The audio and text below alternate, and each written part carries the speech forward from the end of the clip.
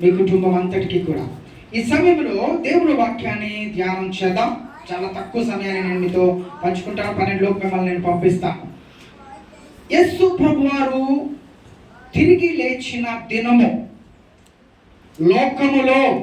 లోకములో ఎంతో మంది మహామహులు చనిపోవడం మనం చూస్తా ఉన్నాం. చాలా మంది. నెపోలియన్ అనేటువంటి ఒక వ్యక్తి ఉన్నాడు. నెపోలియన్ ప్రాముఖ్యమైనటువంటి వారు చనిపోయారు. నెపోలియన్ సమాధి చేయబడ్డాడు. సమాధి మూయబడే ఉన్నది. తర్వాత చైనా మత గురువు ఆయన కూడా చనిపోయాడు. మెయిన్ అతని సమాధి కూడా మూయబడే ఉంది. గౌతమ బుద్ధుడు తెలియని వాళ్ళు ఎవరు? ఎవరి? గౌతమ బుద్ధుడు కూడా చనిపోయాడు, సమాధి చేయబడ్డాడు, మూయబడే ఉన్నది. తరువాత మహమ్మద్ ప్రవక్త ఆయన కూడా చనిపోయాడు, సమాధి చేయబడ్డాడు, ఆయన సమాధి కూడా మూయబడి ఉంది. గొప్పవాడు, చాలా గొప్పవాడైనటువంటి అలెగ్జాండర్ ది గ్రేట్ అంటారు. మహా అలెగ్జాండర్ చక్రవర్తి ఆయన చనిపోయాడు. ఆయన చనిపోయింది ఎన్ని సంవత్సరాలుగా తెలుసా? ఆయన చనిపోయేటప్పుడు ఆయన వయసు అంతా తెలుసా? జస్ట్ 27 సంవత్సరాలకి చనిపోయాడు. ఈ లోపుగా భారతదేశంలో ప్రపంచంలో చాలా దేశాలైనా జయించేశాడు. ఆయనకి ఎలా చనిపోయాడో తెలుసా మీకు? దోమ, ఎంత మంచి మాట చెప్పారు. దోమ కుట్టి జ్వరం వస్తే చనిపోయాడు. ప్రపంచాన్ని గెలిచిన వాడు. అతను చనిపోయినప్పుడు తన ప్రజలతో చెప్పాడట, తన పనివారితో, నేను చనిపోయినప్పుడు ఆ సమాధి పెట్టిలోంచి నా 2 చేతులు బయటికి పెట్టి నన్ను సమాధి చేయండి. ఎవరైనా అడుగుతారు మిమ్మల్ని ఏమని, ఎందుకని 2 చేతులు బయటికి పెట్టారు అని అడిగితే మీరు ఏం చెప్పాలో తెలుసా? ప్రపంచాన్ని జయించిన అలెగ్జాండర్ ది గ్రేట్ అనేటువంటి వ్యక్తి ఒట్టి చేతులతో వచ్చాడు, ఒట్టి చేతులతో వెళ్ళిపోయాడు. దేవునికి స్తోత్రం, హల్లెలూయా. ఆయన సమాధి కూడా ఈ రోజు కూడా మూయబడే ఉంది. ప్రపంచం పుట్టినది మొదలుకొని మానవ జాతి పుట్టి ఇప్పటికి సుమారుగా 6000 సంవత్సరాలు దాటింది. మానవులు పుట్టి బయట ఉన్నటువంటి వాళ్ళు అనేక రకాలైనటువంటి మాటలు మాట్లాడతారు, వాటికి రుజువులు లేవు. కానీ బైబిల్ మనకి చెప్తా ఉంది. యేసు ప్రభు వారు కూడా చాలా చోట్ల చెప్పాడు, పరిశుద్ధాత్ముడు కూడా చెప్పాడు. బైబిల్ గ్రంథంలో, పాత నిబంధన గ్రంథంలో, ఆది కాండములో మానవుడు మొట్టమొదటిగా సృష్టించబడలే. ఏం చేయబడ్డాడు తెలుసా?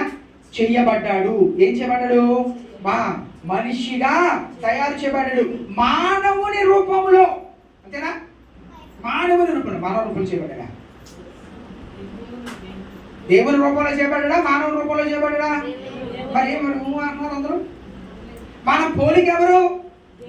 మన రూపం ఎవరిది? మనుషులది కాదు. మానవుడు దేవుని స్వరూపమందు, దేవుని రూపములో సృష్టించబడలా, తయారు చేయబడ్డాడు. ఆ రోజు నుంచి ఈ రోజు వరకు 2025వ సంవత్సరం 4వ నెల 20వ తారీఖు ఏప్రిల్ నెల ఆదివారం పునరుత్థాన పండుగ ఈ దినం వరకు కొన్ని వేల కోట్ల మంది చనిపోయారు. అందరూ సమాధి చేయబడ్డారు, కాల్చబడ్డారు, గల్లంత అయిపోయారు, చేపలు తినేసాయి, ముక్కలు అయిపోయారు, పచ్చడి అయిపోయారు. ఎవరి సమాధి కూడా తెరవబడలేదు. ప్రపంచం పుట్టిన మొదలుకుని ఈ రోజు వరకు ప్రపంచంలో తెరవబడిన సమాధి ఒక్కటే ఉంది. గట్టిగా చెప్పిన దేవుని భయం పడదాం, ఒకసారి గట్టిగా చెప్పబడదాం. ఒక్కడే. ఎవరైనా మన రక్షకుడైనా యేసు ప్రభు వారు, ఆయన మాత్రమే పునరుత్థానుడయ్యాడు. లోకంలో ఎవ్వరు కూడా తిరిగి లేవలేదు. చాలా మంది అడగచ్చు, ఎందుకు లేకలేదు సార్? ఏరియా చాలా మంది లేపాడు కదా. యేసు ప్రభు వారు కూడా 3 లేపాడు కదా, పౌలు లేపాడు కదా, పేతురు లేపాడు కదా, మళ్ళీ వాళ్ళు చనిపోయారు. యేసు ప్రభు వారు బ్రతికించిన వారు కానీ, పాత నిబంధన గ్రంథంలో బ్రతికిన వారు కానీ, కొత్త నిబంధనలో సంఘము ప్రారంభించబడిన తర్వాత బ్రతికిన వారు కానీ, మరలా వాళ్ళు బ్రతికిన తర్వాత కొన్ని రోజులకి ఏమైపోయారు? హతసాక్షులై ఉండొచ్చు, మామూలుగా చనిపోయి ఉండొచ్చు. వారు కూడా సమాధి చేయబడ్డారు. అవి కూడా మూయబడే ఉన్నాయి. గమనించండి ప్రియమైన దేవుని సంగమా, ఈ రోజున మనం ఆరాధిస్తున్నటువంటి దేవుడు ఎలాంటి దేవుడు అంటే పునరుత్థానుడైనటువంటి దేవుడు. దేవునికి స్తోత్రం చేద్దాం, హల్లెలూయా.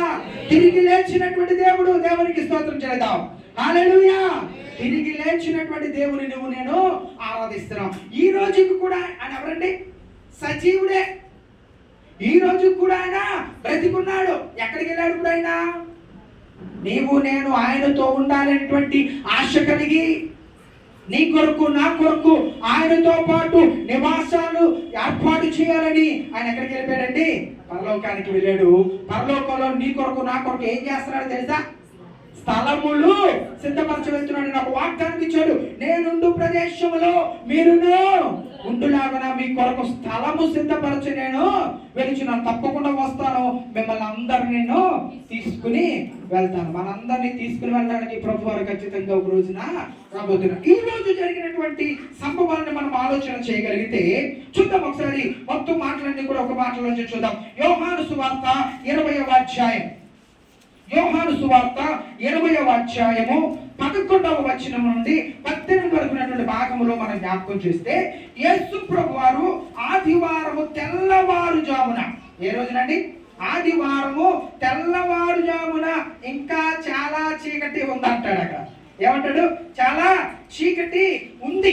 చాలా ఏమనుకుంటున్నారంటే ఆయన మృతుల్లో నుండి లేచుట అగత్యము, లేఖనము వారికి గ్రహించలేదు అని అంటారు ఆ పైనే. కానీ బైబిల్ చెప్తుంది ఏంటో తెలుసా? యేసు ప్రభువారు సమాధి చేయబడిన 3వ దినమున, యేసు ప్రభువారు ఎప్పుడంటే సమాధి చేయబడిన 3వ దినమున ఆయన ఎలాగైతే చెప్పాడో, ఏ ప్రవచనాలు అయితే ఆయన కోసము ప్రవచింపబడ్డాయో వాటన్నిటి ప్రకారము ఆయన తిరిగి లేచాడు. ఎప్పుడు లేచాడో తెలియదు, సమయం కూడా మనకి తెలియదు. దేవునికి స్తోత్రం చెల్లిద్దాం. హల్లెలూయా. ఆయన లేచాడు, వెళ్ళిపోయాడు. సమాధి చేయబడిన తర్వాత ఎక్కడికి వెళ్ళాడు అనేటువంటి ఒక ప్రశ్న జనాలకు ఉంది. ఆదివారం శుక్రవారం రోజున నేను చెప్పాను, నిన్న కూడా చెప్పాను. యేసు ప్రభువు చనిపోయిన వెంటనే ఆయన కూడా మానవ రూపంలో వచ్చాడు కనుక ఆయన కూడా ఎక్కడికి వెళ్ళాడు తెలుసా? భూమికి మధ్యలో ఉన్నటువంటి ఆ పాతాళంలోనికి, అగాధంలోనికి వెళ్ళాడు. అక్కడే ఉన్నాయి. ఏంటున్నాయి అక్కడ? పరిశుద్ధుల ఆత్మలన్నీ కూడా. అంటే మొట్టమొదట చంపబడిన హేబేలు ఆత్మ మొదలుకుని యేసు ప్రభు కంటే ముందు చంపబడిన ఆ దొంగ యొక్క ఆత్మ వరకు ఆయన చంపబడ్డాడు, ఈయన చంపబడ్డాడు. ఆయన చంపబడ్డాడు, హేబేలు చంపబడ్డాడు. ఇక్కడ రెండవ దొంగ కూడా చంపబడ్డాడు. వారి ఆత్మలన్నీ కిందకి వెళ్ళిపోయి ఆత్మలన్నిటిని తీసుకుని ఎక్కడికి వెళ్ళాడు? ఆయన పరదేశికి వెళ్ళాడు. దేవునికి స్తోత్రం చెల్లిద్దాం. హల్లెలూయా, హల్లెలూయా. ఏమంటే మనం కూడా ఒక రోజున ఎక్కడికి వెళ్తామో తెలుసా? పాతాళానికి వెళ్ళాము. ఇంకా యేసు ప్రభు వారి తర్వాత చనిపోయిన వారందరూ కూడా డైరెక్ట్ గా అయితే పరదేశికి లేదా పాతాళాలోకి, రెండు చోట్లకి, ఇంకో చోటుకి వెళ్ళడానికి లేదు అవకాశం. పరిశుద్ధుడు అయితే పరదేశికి వెళ్ళిపోతావు, పాపి అయితే ఎక్కడికి వెళ్ళిపోతావు నువ్వు? తప్పదేది. ఏమండి మనం కూడా ఎక్కడికి వెళ్తాము ఇప్పుడు చెప్పండి నాకు? ఒకడా, రెండా, మూడా? ఎక్కడికి వెళ్తాం మనందరం? 5గురు. ఎక్కడికి వెళ్తాం మనందరం? 45-50 మంది ఉన్నాం ఇక్కడ. 45-50 మందిలో 6-7 వెళ్తామా పరదేశికి?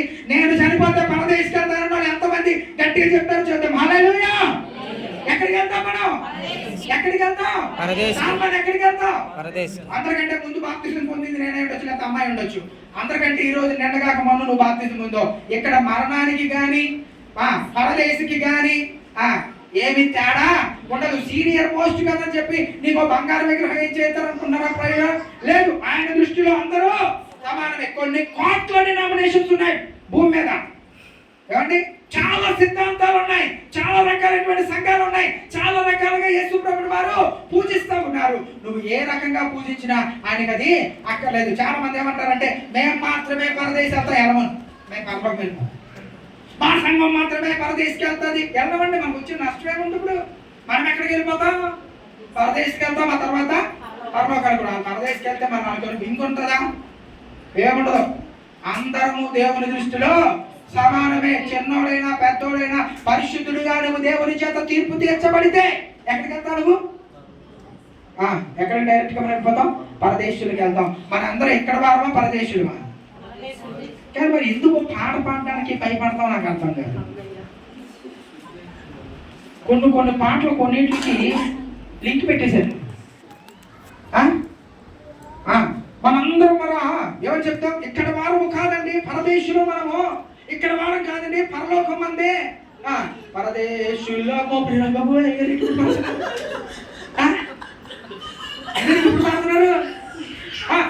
మధ్యలో ఏముంది మనకి? పరదేశంలో, మేము పరదేశంలో, పరదేశులము ప్రియులారా మన పురమేదిక. చాలా సార్లు కొన్నింటి దగ్గర మనం ఏం చేస్తామో తెలుసా? యేసు ప్రభు వారు తిరిగి లేచి ఇన్ని సంవత్సరాలైనా ప్రతి సంవత్సరం పునరుత్థాన పండుగను చేసుకుంటున్న కొన్ని పనికి మాలిన అలవాట్ల దగ్గర మనము ఆగిపోయాం. ఇప్పుడు మనతో వంశీ లేడు, ఆడు వాళ్ళ పెదనాన్న గారు తాతయ్య గారు జరిపోతే ఊరు వెళ్ళాడు. నిన్న ఏదో తినడానికి మాడిపండు ఏదో దొరికితే తినడానికి ఉప్పు పట్టురారంటే ఆడు ఉప్పు పట్టుకొచ్చి అక్కడ ఎడుతున్నాడు. ఏం పట్టుకొచ్చాడు? ఉప్పు పట్టుకొచ్చాడు, అక్కడ ఎడుతున్నాడు. రైట్ తీసుకురాలంటేని వద్దనియా, ఓ పెద్ద ఆవిడ చెప్పింది నాకు, ఉప్పు పట్టుకుంటే గొడవలు. ఎవడాడు చెప్పాడు? ఎంత సచ్చిందిరా నీకు, పులుపు సావలా? ఇటు గొడవలు ఆడుకోవడానికి ఉప్పే అట్టుకోవాలా? ఉప్పేడు చేసింది చేపల కూర కాదే, ఉండే ఆకలేస్తున్నాడు. చేపల కూరలు ఉప్పు వేస్తారమ్మా? ఏమండి, ఉప్పు ఇవ్వడానికి తీసుకోవడానికి కూడా మనందరం మాత్రం తెల్ల చీర తెల్ల బట్టలు వేసుకున్న క్రైస్తవులు, చాలా నీట్గా. నేను చెప్తున్నాను మీ అందరికీ, ఇలాంటి పనికి మాలిన ఆలోచనలు మీకుంటే దేవుని సేవకునిగా దేవుని మందిరంలో, పరిశుద్ధ మందిరంలో చెప్తున్నాను, మీకోసం మరలా ఇంకో పరలోకమేమి ఉండదు. నువ్వు పరలోకానికి వెళ్తావో లేదో నువ్వు ఒకసారి గమనించుకో. అన్నిటిని పక్కన పెట్టిన వాడే క్రైస్తవుడు. మంగళవారం చాలా మంది పని చేయనవరు, పెళ్ళిళ్ళు అసలు చేయనవరు. పెళ్ళిళ్ళు చేయనిస్తారా మంగళవారం? కానీ ఆ రోజు పేరు ఏంటండి? మంగళవారం. మంగళం అంటే పెళ్లి. పెళ్లి రోజున పిలువబడే మంగళవారం రోజున పెళ్లి మాత్రం మనం చెయ్యం. ఇదేం క్రైస్తవ్యం అర్థం కాదు. బయట వాళ్ళు అక్కర్లేదు, మనకు అక్కర్లేదు, బయట కోసం మనకు అక్కర్లేదండి. పెళ్లి రోజున కూడా పెళ్ళిళ్ళు మనం చెయ్యం. ఏమండి? నిజమే. యేసు ప్రభు ఏమో అన్నిటినీ కొట్టేసి నేను తప్ప వేరొక దేవుడు నీకు ఉండకూడదంటే, ఉప్పు నీకు దేవుడైపోయాడు, సీపిరి నీకు దేవుడైపోయాడు, ఆ తెల్ల చీర కట్టుకున్నాడు ఎవరైనా నేను ఎదురుకొస్తే అది దేవుడైపోయింది. పునరుత్థానుడు యేసుడు మేఘాల మీద వస్తున్నాను అన్నట్టుగా వెళ్తాడు. ఎక్కడ కట్టుకెళ్తాడు? నేను ఎక్కడ పట్టుకెళ్తాను? పనికిరాని అలవాటులను, పనికిరానిటువంటి వాటన్నిటిని, ఇంకొక మంచి మాట అంటారు ఈ ముసలి అంటాడంటే, ఊరికినే చేయలేదండి పెద్దోళ్ళందరూ ఒక్కొక్క దాన్ని నట్టి మీద తన్నేయాలి. ఈ పనికి మాలిన యాసలు వేసి వాళ్ళందరినీ. ఎవరంటే పాత రోజుల్లో భక్తులు ఏమంటే భక్తి లేకుండా చచ్చిన వాళ్ళు. మీకు చెప్పనన్న మాట, ఎవడైతే పనికిరాని దాన్ని ఏమంటారంటే పనికిరాని అలవాట్ల, ఇంకా ఇంకో మంచి మాట చెప్పండి దానికి, ఆచారాలు. ఎంత మంచి మాట చెప్పావు, కొంచెం ఉన్నట్టుంది కదా. ఉంది, అది లేకుండా ఉంటుంది. అందరికి లేదు, నాకు లేదు. నన్ను చూడొచ్చు నువ్వు, పుట్టిస్తావా చేస్తావా తీసుకుంటాను నేను. ఏమండి, ఎవరికి అయితే 10% ఉండదు వాడికి మాత్రమే పరలోకం. కానీ లాస్ట్ ఏమంటామంటే ప్రభు కృప కలిగినోడండి. ఇదోటి, ప్రభు పట్టుకెళ్ళిపోతాడండి.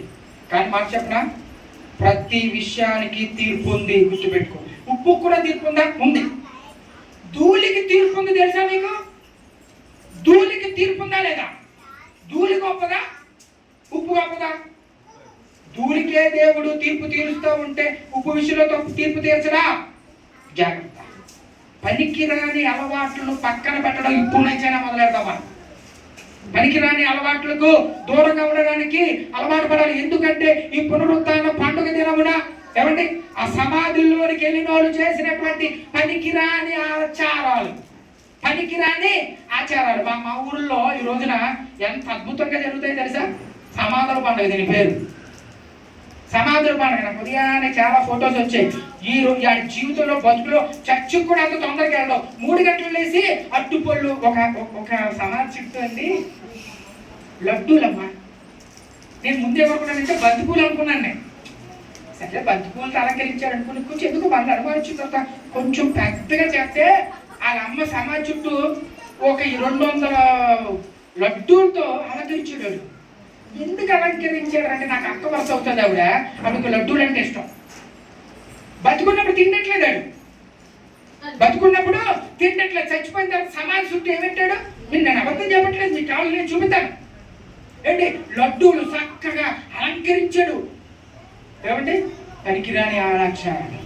చాలా మంది ఈ రోజున క్రైస్తవులైన వాళ్ళు ఏం చేస్తారో తెలుసా, అందరినీ అంటలేదు సుమా, మిమ్మల్ని నేను ఏమంటలేదు, మీరు మీ సమాధాన దగ్గరికి ఏం చేశారు నేను ఎరగలేదు, నేను చూడలేదు ఏంటి, మేము సాధ్యమైనంత వరకు మా అమ్మ సమాధి దగ్గర కూడా ఈస్టర్ రోజున మేము వెళ్ళాం, ఆవిడ చనిపోయిన రోజున మాత్రమే జ్ఞాపకం చేసుకోవాలి కనుక వెళ్తాం. అది కానీ లడ్డూలు, ఆవిడకి ఏమైనా మంచి మంచి చేపల కూర అంటే ఇష్టం కనుక చేపల కూర తీసుకెళ్ళి పెట్టలేదు. ఆచారాలు అవి పక్కన పెడదాం, అవద్దు. ఏడు సమాధుల పండుగ కాదు ఇది, సమాధుల పండుగ కాదు. ఒక్క మాట కూడా మీకు చెప్తాను నేను, సమాధుల్లో ఉన్నోడి దగ్గరికి ఎప్పుడు వెళ్ళాలా, ఎప్పుడు వెళ్ళాలా? ఓకే, చాలా మనకి చాలా రెమెడీస్ ఉంటాయి కదండి. యేసు ప్రభువారు మనకి వాటి అన్నింటినీ కూడా సిద్ధపరచమన్నాడండి, అందుకే వెళ్తానని మంచిది. ఈస్టర్ రోజు ఉదయాన్నే వెళ్ళాలా, ఈస్టర్ రోజు ఉదయాన్నే వెళ్ళాలా? అలాగైతే నాకు తెలిసి మీ తల్లిదండ్రులు, మీ తాత ముత్తాతలు మీ ఊర్లో చనిపోయి ఎక్కడ పారిపోవాలా, ఆ ఊర్లో వెళ్ళిపోవాలా, మీరందరూ వెళ్ళిపోవాలి, నేను కూడా వెళ్ళిపోవాలి. ఆచారం కాదు ఇది, దయచేసి గుర్తు పెట్టుకోండి. ఇది ఆచారముగా జరిగేటువంటిది కాదు. కొన్ని ఆచారాలను మనం ప్రక్కన పెడితేనే ప్రభు వారు మనల్ని దీవించడం మొదలు పెడతారు. యేసు ప్రభు వారిని సమాధిలో ఉన్నటువంటి ఆయనకి ఏం పూయాలని వెళ్ళారంట నేను, బైబిల్ ఏమైనా తెలుసా? చాలా మంది పేర్లు చెప్పాడు. వాళ్ళందరూ ఎక్కడికి వెళ్తున్నారు? తెల్లవారుజామున యేసు దేహానికి సుగంధ ద్రవ్యాలు పూయాలని. అంటే ఒకవేళ యేసు ప్రభు శరీరం కూడా అక్కడ ఉంటే వీళ్ళు ఏం చేశారు అనమాట, పూసేసి. యేసు ప్రభు కూడా చెట్టు కొట్టేసును, పౌడర్ వేసేసును, ఇంకేం చేస్తారు, మేకప్ చేసేసును. యేసు పూల దాంట్లో అసలు లేకపోతే ఏమీ లేదుగా, పూల దాంట్లో ఏమండి చాలా మంది ఇందాక చెప్తూ మధ్యలో ఆపేశాను నేను. ఈరోజు పల్లెటూరులో సమాధుల దగ్గరికి ఒక గంట తర్వాత వెళ్తే 12-1 గంటల టైంకి వెళ్తే మందు బాటిల్ కూడా దొరుకుతాయి తెలుసా మీకు? క్రైస్తవ సమాధులు. ఆడేమో తాగి తాగి తాగి తాగి సత్తాడాడు. ఆడి పేరు మీద ఆ పైన ఏమో రాస్తాం తెలుసా, ప్రభునందు మృతులు ధన్యులు, వారిని జ్ఞాపకం చేసుకున్నాడు ఆశీర్వాదకరము. ఆడి చచ్చిన రోజున తీసుకెళ్ళి ఒక పోట్లు అక్కడ ఎట్టుట మంచిది. ఓహో, ఇది ఇంకా బాగుంది. నిజమే తెలుసా అండి, ఆ లడ్డూలు ఎట్టుకెళ్ళిపోవడానికి, మందు బాటిల్ ఎట్టుకెళ్ళిపోవడానికి అదో వ్యాపారం. అన్నీ ఎవరు చాలా మంది భోజనాలు కూడా మీరు తీసుకెళ్తారండి అక్కడికి. నేను మాట చెప్పనా, భోజనాలు ఎవడెట్టుకెళ్తారు చెప్పనా, అది బతుకున్నప్పుడు ఒక ముద్ద కూడా ఎట్టనాడు. బతికినప్పుడు వీడు ఎప్పుడు చచ్చిపోతాడు అని చూసిన వాళ్ళు ఏం పట్టుకెళ్తారో తెలుసండి, చక్కగా ఉదయాన్నే బిర్యానీ వండి, మటన్ వండి మనకు కూడా ఎట్టాలిగా అవన్నీ చేసేవాడు అనమాట. ఆలోచన చేయాల్సిన విషయం ఏంటో తెలుసా ప్రియమైన దేవుని సంఘం, ఒక మాట మీరు గుర్తు పెట్టుకోండి. యేసు ప్రభు వారు తిరిగి లేచిన దినాన్ని ఇలాంటి పనికిరాని ఆచారాన్ని చేయమని ఎక్కడా చెప్పలేదు. అందుకే నేను మృతులలో లేను, తిరిగి లేస్తాను. దేవునికి స్తోత్రం చేద్దాం. హల్లెలూయా. ఈ రోజున యేసు ప్రభు వారిని ఎక్కడ వెతకడానికి వెళ్ళారు స్త్రీలు? చదువున్నాను ఒకసారి ఆ మాటలు చూద్దాం. చూడండి ఒకసారి. ఈ రోజు నేను ఆ మాటను కూడా నేను ఉదయాన్ని పెట్టడం జరిగింది. చూడండి ఒకసారి. మన స్టేటస్ లో పెట్టిన మాట ఎంత చదువు ఒకసారి. అది స్టేటస్ లో పెట్టిన మాట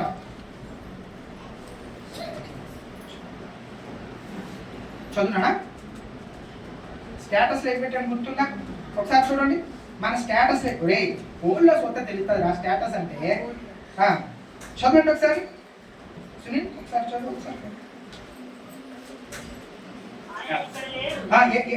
ఎన్నోది చదువుతున్నా నాన్న?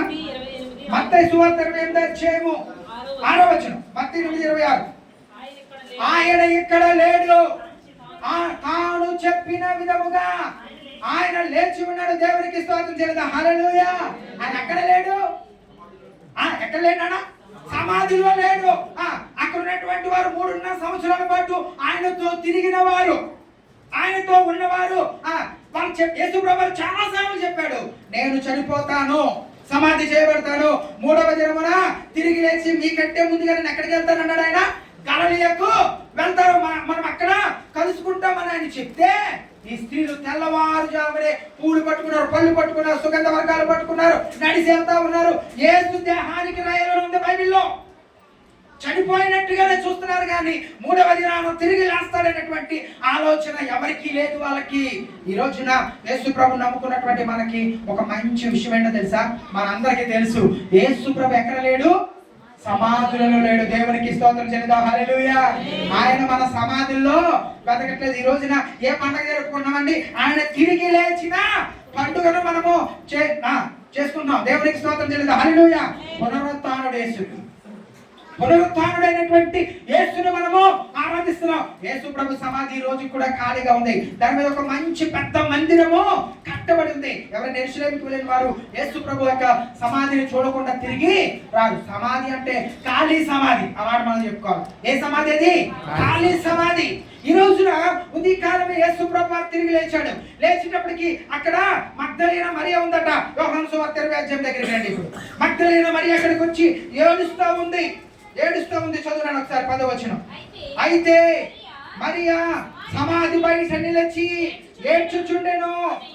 ఆమె ఏడ్చుచు సమాధిలో వంగి చూడగా తెల్లని వస్త్రములు ధరించిన ఇద్దరు దేవదూతలు చదువునా 11వ వచనం.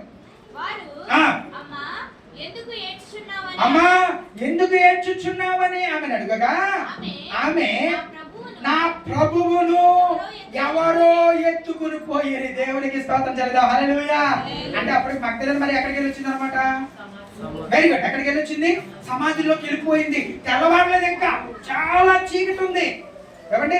మగ్దలేన మరియ లోపలికి వెళ్ళి చూసింది. యేసు ప్రభు అక్కడ కనబడలేదు. ఆయన తలకు కట్టినటువంటి రుమాలు ఒక దగ్గర ఉంది. ఆయన దేహానికి చుట్టినటువంటి బట్ట ఒక పక్కన పడిపోయి ఉంది. అనుకుంటుందంట, నా ప్రభుని ఎవరో పట్టుకుపోయారు. బయటకు వచ్చి ఏడుస్తూ ఉంది, నా ప్రభుని ఎవరో ఎత్తుకుపోయారు. ప్రభుని ఎవరో ఎత్తుకుపోయారంటే ఒక ఇద్దరు దేవదూతలు కనపడారట. దేవదూతలు కనబడి అడుగుతున్నారు, అమ్మ ఎందుకు ఏడుస్తున్నావు అంటే, నా యేసుని ఎవరో ఎత్తుకుని పోయారు. అలాగన్నప్పుడు కిందకి చూద్దాం, కొంచెం కిందకి చూద్దాం. ఆ మాటలు అంటూ ఉండగా ఇంకొకరు ఎవరో వచ్చి ఆయన కూడా అదే మాటతో అడుగుతున్నాడు. ఏమని అడుగుతున్నా? 14వ వచనం. ఆమె ఈ మాట చెప్పి వెనుక తట్టి తిరిగి యేసు నిలుచుట చూచెను గాని ఆయన యేసు అని గుర్తుపట్టలేదు. ప్రియమైన దేవుని సంగమా, ఈ మాట మీరు అండర్లైన్ చేసుకోండి. చాలా సార్లు ప్రభుని ప్రక్కన నిలబడుతూ ఉన్నాడు, ప్రభుని దగ్గరికి వస్తూ ఉన్నాడు, ప్రభుని చేపట్టుకోవడానికి ప్రయత్నం చేస్తున్నాడు. నీకున్నటువంటి అవసరతలు తీర్చడానికి ఆయన నీ ప్రక్కకు వచ్చి నీ అవసరతలు ఆయన నిలబడుతూ ఉన్నాడు. కానీ బైబిల్ ఏం చెప్తుందో తెలుసా? మనము క్రీస్తు ప్రభుని గుర్తుపట్టట్లేదు. యేసు ప్రభు నీ ప్రక్కన ఉన్నాడో లేదో నీకు తెలుస్తా ఉందా? యేసు ప్రభు నువ్వు గుర్తుపట్టగలుగుతున్నావా? 3.5 సంవత్సరాలు ఆమె యేసు ప్రభుతోనే ఉంది, కానీ యేసు ప్రభుని గుర్తుపట్టలేకపోయింది. ఎవరు అనుకుంటుందట? కాపలావాడు అనుకుంటుంది. ఆ తోట కాపలావాడు అనుకుని యేసు ప్రభు అడిగిన మాటకు ఆమె సమాధానం చెప్తుంది 15వ వచనంలో. అమ్మా ఎందుకు ఏడ్చుచున్నావు, ఎవరిని వెతుకుచున్నావు అని ఆమెను అడుగగా ఆమె ఆయన తోటమాలి అనుకుని, అయ్యా నీవు ఆయన మోసుకుని పోయినాడలా, ఆయన ఎక్కడ ఉంచితివో నాకు చెప్పుము, నేను ఆయనను ఎత్తుకుని పోదును. దేవునికి స్తోత్రం చెల్లిద్దాం. హల్లెలూయా. గట్టి చెప్తాం హల్లెలూయా. యేసును గుర్తుపట్టలేదు కానీ ఆమె హృదయంలో ఒక మంచి ఆశ ఉంది. ఏంటో తెలుసా ఆశ?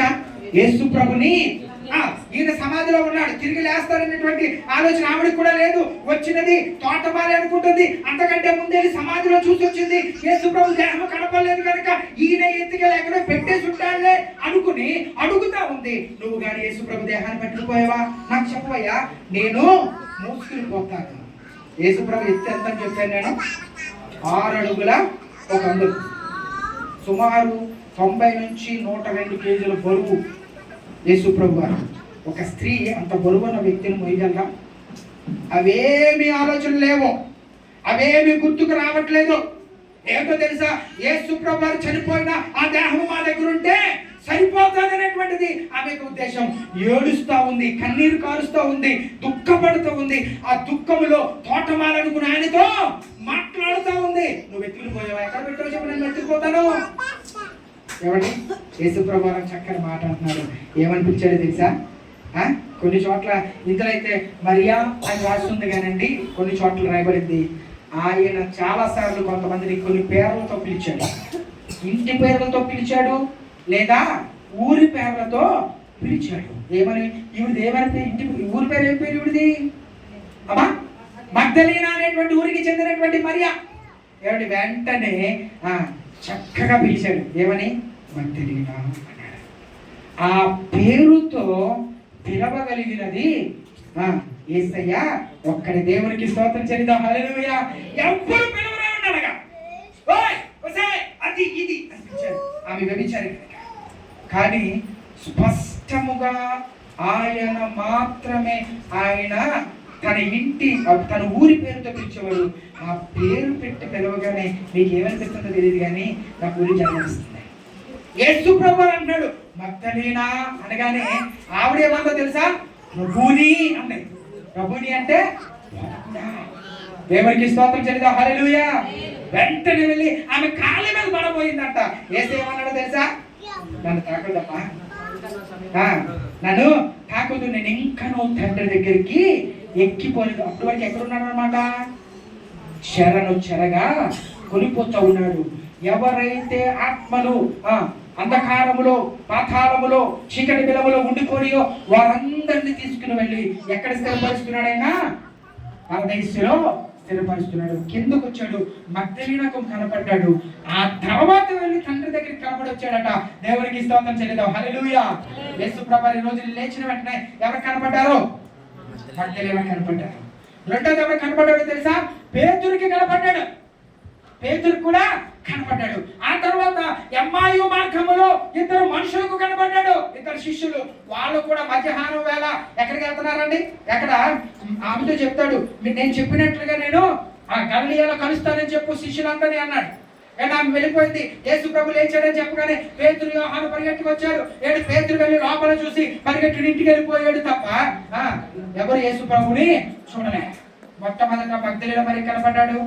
రెండవది కేఫా అనబడిన పేతురుకి కనపడ్డాడు. మూడవదిగా ఎమ్మాయు మార్గములో ఇద్దరు శిష్యులకు ఆయన ఈ రోజే కనపడ్డాడు. వాళ్ళిద్దరు యేసు ప్రభుని గురించే మాట్లాడుకుని వెళ్తున్నారంట. మాట్లాడుకుని వెళ్తా ఉంటే వాళ్ళిద్దరు యేసు ప్రభుని గురించి యేసు ప్రభుకి ఏం చెప్తున్నారు? సాక్ష్యం చెప్తున్నారు. నువ్వేంటి, నీకు తెలీదా? 3 రోజుల నుంచి ఏం జరుగుతుందో నీకు అర్థం కావట్లేదా? అన్ని చెప్తూ ఉంటే యేసు ప్రభు వారు ఆయనతో మాట్లాడుతున్నారు. ఆ యేసు ప్రభుతో వాళ్ళిద్దరు మాట్లాడుతున్నారు. ఆయన వీరిద్దరితో మాట్లాడుతున్నారు. ఆఖరికి ఒక ఇంట్లోకి వెళ్తారు. ఇంట్లోకి వెళ్ళిన తర్వాత భోజనం చేయమని బలవంతం చేసినప్పుడు ఆయన ఒక రొట్టె విరిచి వారికి ఇస్తారు. అప్పుడు వారి కన్నులు తెరవబడ్డాయి అని ఉన్నది బైబిల్లో. వెంటనే యేసు ప్రభు అదృశ్యమైపోయారట. వాళ్ళు చెప్పిన మాట ఏంటో తెలుసా? ఎంత చక్కగా మాట చెప్తారు తెలుసా? ఆయన మనతో మాట్లాడుచు లేఖనమును గూర్చి పరిశీలించుచుండగా మన ఆత్మ మనలో మండుచుండలేదా? దేవునికి స్తోత్రం చేద్దాం. హల్లెలూయా. యేసు ప్రభు మాటలు మానవుల యొక్క హృదయాలు ఏం చేస్తాయి తెలుసా? మండిస్తాయి, బాధ పెడతాయి, కష్టాన్ని పెడతాయి. ఎందుకంటే సరిచేయబడ్డానికి. అదే రోజు సాయంకాలం యేసు ప్రభు వారు తన 10 మంది శిష్యులకు కూడా కనపడ్డారు. ఏమండి? యేసు ప్రభు ఈ రోజున 4 సందర్భాల్లో కనపడ్డాడు. ఒకటి మగ్దలీనా మరియకు, రెండవది కేఫా అనబడిన పేతురుకి, మూడవది ఎమ్మాయు మార్గములో ఇద్దరు శిష్యులకు కనపడ్డారు. తర్వాత 10 మంది శిష్యులకు కనపడ్డారు. యేసు ప్రభుకి ఎంతమంది శిష్యులు అసలు? 12 మంది. మిగతా ఇద్దరు ఏమయ్యారు? ఒక ఆయనేమో ఉరేసుకున్నాడు, చనిపోయాడు. ఒక ఆయనేమో షికారికి వెళ్ళాడు, షాపింగ్ వెళ్ళాడు, సువార్త చెప్పడానికి వెళ్ళాడు, షికారికి వెళ్ళాడు.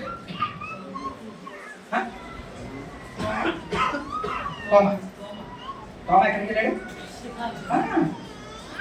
ఆయన ఎక్కడికి వెళ్ళాడు? ప్రజల్లో చాలా భయం ఉంది, 10 మందిలో కూడా భయం ఉంది. ఏంటంటే బయట కనపడితే మమ్మల్ని కూడా వేలో చంపేస్తాడు. కానీ ఆ భయము తోమాకి లేదు. తోమాకి ఆ భయము లేదు. బయటికి పోయాడు, ఎక్కడికి పోయాడో తెలియదు. యేసు ప్రభు వారు వచ్చేటప్పటికి ఈ 10 మంది ఉంటే 10 మంది మధ్యలో నిలబడ్డాడు. వారికి సమాధానము కలుగునుగాక అన్నాడు. వారి మీద ఊదాడు, ఆత్మను పొందుకోండి అన్నాడు. మీకు నేను ఒక అధికారం ఇస్తున్నాను అన్నాడు. మరలా ఆత్మను పొందుకోండి అని చెప్పి వారిని కొద్దిసేపు వాళ్ళతో మాట్లాడి ఆయన వెళ్ళిపోయినట్లుగా బైబిల్ గ్రంథము చెప్తుంది. మరలా ఎప్పుడు కనపడ్డాడో తెలుసా యేసు ప్రభు వారు? వచ్చే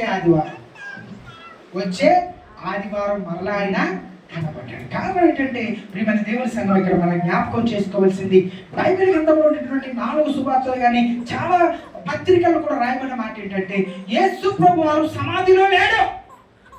ఎక్కడున్నాడు? ఆయన లేచి ఉన్నాడు. దేవునికి స్తోత్రం చెల్లిద్దాం. హల్లెలూయా, హల్లెలూయా. ఆయన సమాధిలో వెతకవలసిన అవసరం లేదు. ఆయన పెట్టినటువంటి సమాధి ఈ రోజు కూడా ఖాళీగా ఉంది. ఆయన మాత్రమే మనుషులలో నుంచి దేవునిగా పునరుత్థానుడయ్యాడు. ఈ రోజు నాకు ఎక్కడున్నాడో తెలుసా? తండ్రి కుడి పార్శ్వమున ఆయన కూర్చుని ఉన్నాడు. ఏమండి, ఒక రోజున మృతులకు సజీవులకు తీర్పు తీర్చడానికి నిన్ను నన్ను ఆయనతో పాటుగా తన తండ్రి రాజ్యమైనటువంటి పరలోక రాజ్యంలో మనలను స్థిరమైనటువంటి నివాసాలని ఇవ్వడానికి స్థలం సిద్ధపరుస్తున్నాడు. ఒక రోజున నిన్ను నన్ను తీసుకుని వెళ్ళడానికి ఆయన రెండోసారి రాబోతూ ఉన్నాడు. దేవునికి స్తోత్రం చెల్లిద్దాం. హల్లెలూయా. ఇలాంటి ప్రభుని మనము ఆరాధన చేస్తున్నాం.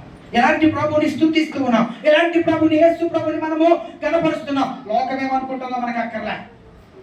లోకము ఏమైనా యేసు ప్రభు కోసం మాట్లాడుకుంటుందో, యేసు ప్రభు కోసం ఏమైనా తలస్తూ ఉందో, యేసు ప్రభు ఇలాంటి ఏదైనా చెప్పుకోరండి. బైబిల్ గ్రంథము, పరిశుద్ధ గ్రంథము నీకు నాకు ఏదైతే బోధిస్తుందో అది మాత్రమే మనకి ప్రాముఖ్యము. మనుషులు అనుకున్నది మనకు అక్కర్లేదు. మనుషులు కొన్ని లక్షలు అనుకుంటారండి, గుర్తుపెట్టుకోండి. కొన్ని వేలు అనుకుంటారు. అవన్నీ పట్టిస్తున్నాం అనుకోండి. దేవుని సేవకునిగా నా బిడ్డలన్నింటినీ మీ అందరికీ నేను చెప్తా ఉన్నాను, మనుషులు అనుకున్న మాటలు మీరు చెవులు పెట్టద్దు. అది మిమ్మల్ని ఏం చేస్తుందో తెలుసా? నీ విశ్వాసం నుంచి బయటకు లాక్కొచ్చేస్తుంది. నువ్వు పరలోకానికి వారసురాలు ఉండవు, కానీ అక్కడి నుంచి కూడా నిన్ను బయటకు తీసుకుని వచ్చేస్తుంది. దయచేసి గుర్తుపెట్టుకో ప్రియ సంగమా. ప్రభుని మనము కలిగి ఉన్నాము. ప్రభు కొరకు ఎవరేమి చెప్పినా మనము వినవలసిన అవసరం లేదు. ప్రభు వారు తనను గురించి పరిశుద్ధ గ్రంథములో ఏమైతే చెప్పాడో అది మాత్రమే మనకి ప్రాముఖ్యము. దేవుని సేవకునిగా మనందరికీ తెలిసిన మాట, ఆయన సమాధులలో లేడు, ఆయన లేచి ఉన్నారు. దేవునికి స్తోత్రం చెల్లిద్దాం. హల్లెలూయా. ఏమండి, ఒక మంచి స్టేటస్లు పెట్టారు, కొన్ని వందలు వచ్చేసాయి నాకు. హి ఈజ్ రైజన్ అంతే. ఆయన అక్కడ లేడు. ఎక్కడ? సమాధిలో లేడు. సమాధుల్లో ఏమున్నాయో తెలుసా? యేసు ప్రభుకు తలకు కుట్టిన తువ్వాలు, ఆయన దేహానికి చుట్టిన ఆ బట్ట, దానితో పాటు ఒక్కసారేమో ఒక దేవదూత అంటారు, 2 దేవదూతలు అంటారు, ఒకటి మాత్రం. ఎంతమంది దేవతలు ఉన్నారో మనకు తెలియదు కానీ అక్కర్లేదు. కానీ యేసు ప్రభు వారు మాత్రం అక్కడ లేడు. దేవునికి స్తోత్రం చెల్లిద్దాం. హల్లెలూయా. అలాంటి ప్రభువుని ఈ రోజున మనము ఆరాధన చేస్తున్నాం. ప్రియమైన దేవుని సంగమా, ఒక మాటను మీరు జ్ఞాపకం చేసుకోవాలి. ఆయన ఈ రోజున బ్రతికి ఉన్నాడు అనడానికి లేఖనాలు మనకి సాదృశ్యం. అయితే ఒక విషయాన్ని కూడా ఆలోచన చేయాలి. ఆయన చనిపోవడానికి ముందు రోజు, ఆయన అప్పగింపబడిన రాత్రి ప్రభు యొక్క బలను స్వీకరించబోతున్నప్పుడు మనం అక్కడ ఏమని ఉందో తెలుసా? ఈ మార్కు సువార్త 15వ అధ్యాయము 15-16 వచనం చదువుదాం. మార్కు సువార్త 15వ అధ్యాయము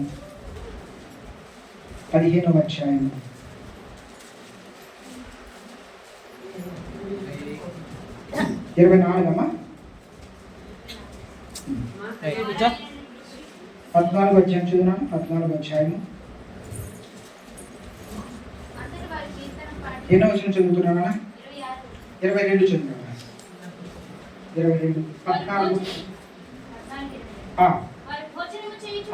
వారు భోజనము చేయుచుండగా ఆయన ఒక రొట్టెను పట్టుకుని ఆశీర్వదించి విరిచి